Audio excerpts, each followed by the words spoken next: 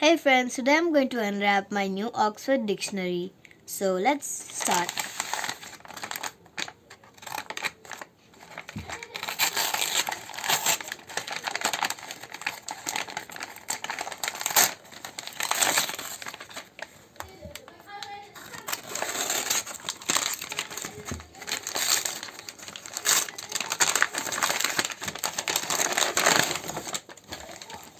So let's open it.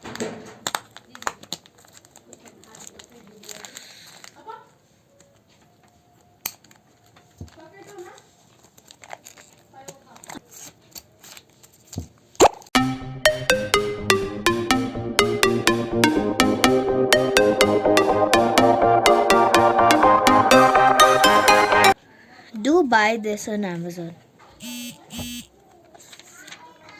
It has all the meanings needed for a learner. You can use it while learning.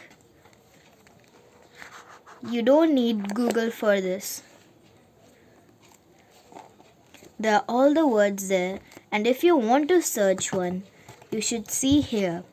The first one says A, B, C. Let's check if it's right. This is C.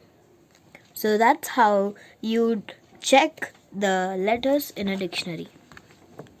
That's it for today. Bye bye.